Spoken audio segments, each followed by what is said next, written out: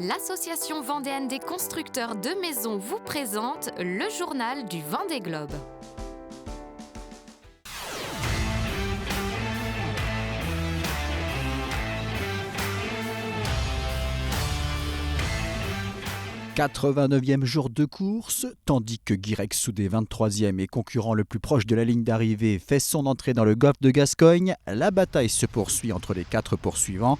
Le groupe s'étire en raison des différentes options. Kojiro Shiraishi, 26e et Sébastien Marcet, 27e, naviguent vers l'est, alors que Louis Duc et Violette d'Orange, respectivement 24e et 25e, continuent de filer vers le nord-est.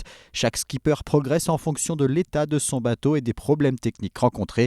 Le dernier en date est pour Louis Duc. La dérive bâbord de son IMOCA s'est cassée la nuit dernière. Le petit match qui s'est créé à nous quatre, là, il va être assez intensif à mon avis jusqu'au bout. Ça ressemble un peu au match déclopé, mais bon, on se bat à nous quatre, on fait des trajectoires en fonction de ce qu'on est capable de faire. Et ça va se bagarrer jusqu'au bout. C'est plutôt, je dirais que c'est plutôt assez sympa parce que ça met un peu de piment dans ces quelques derniers jours qu'il nous reste à faire en mer. Ça, c'est plutôt mieux que faire tout seul dans son coin. Un peu plus loin, Éric Bellion, hors course, est attendu au Sables-d'Olonne mercredi prochain. Il est suivi par Antoine Cornic. Les deux hommes ont fait le choix de passer à l'est des Açores pour bénéficier de vents portants ces prochains jours. Au beau milieu de l'Atlantique, le Suisse Oliver Heer progresse avec environ 250 000 d'avance sur le Chinois Jin Kung-Chu dans des conditions difficiles.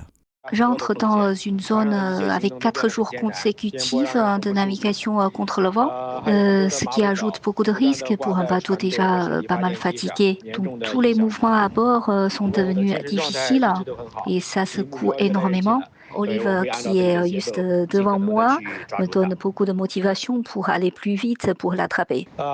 Mais bon, je maintiens ma stratégie, surtout sur cette navigation contre le vent, pour garantir la sécurité du bateau avant tout.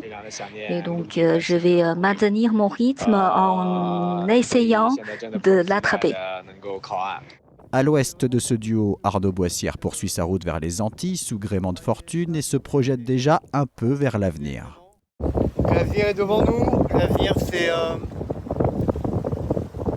rabattre le bateau en bonnes conditions. JC, à terre de l'équipe, il se démène pour trouver les meilleures conditions en temps et financier pour amener le bateau. Et pour pouvoir réarmer le bateau, lui mettre un beau plumage, mettre une belle baguette de pain et pouvoir repartir et vivre de nouvelles aventures ensemble. Dans l'Atlantique Sud, au large du Brésil, Manuel Cousin et Fabrice Amédéo creusent de nouveau l'écart avec le Belge Denis Van Winberg.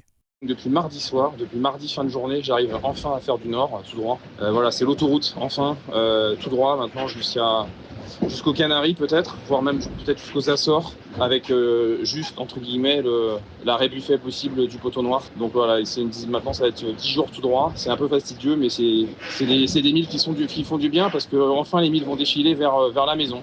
Au pointage de 15h ce jeudi, Guirec Soudé se trouvait à 339 000 de la ligne d'arrivée qu'il devrait franchir dans la nuit de vendredi à samedi.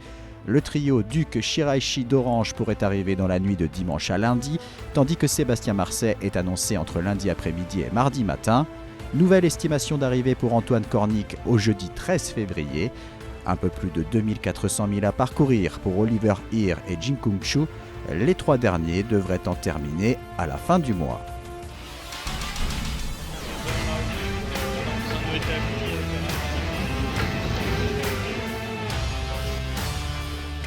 C'était le journal du Vendée Globe par l'association vendéenne des constructeurs de maisons.